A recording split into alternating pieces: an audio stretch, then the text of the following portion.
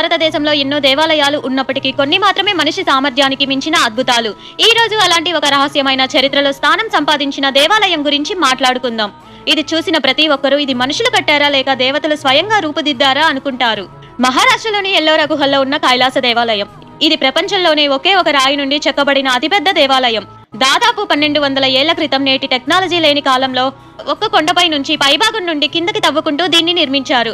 ఇది వినడం సులభం కానీ చేయడం అసాధ్యం. సుమారు 2 లక్షల టన్నుల రాయిని తొలగించి ఒక్క అంగుళం కూడా తప్పకుండా శిల్పాల్లా తీర్చిదిద్దారు. ఇంజనీర్లు చెబుతారు ఇది ఈ రోజు కూడా మోడర్న్ మెషిన్స్ లేకుండా చేయడం అసంభవం అని. ఎలా చేశారు, ఎవరు చేశారు, ఎంతకాలం పట్టింది అనేవి ఇప్పటికీ రహస్యమే. మందిరంలో అడుగుపెట్టిన క్షణం ప్రతి స్తంభం, ప్రతి విగ్రహం, ప్రతి రాతి మీద ఉన్న చిన్న చిన్న డిజైన్లు కూడా ఆశ్చర్యపరుస్తాయి. కైలాస నంది మండపం, గర్భగుడి, రథాల ఆకారంలో ఉన్న శిల్పాలు ఇవి అంతా ఒకే రాయిలో చెక్కినవి అనేది నమ్మశక్యం కాని విషయం.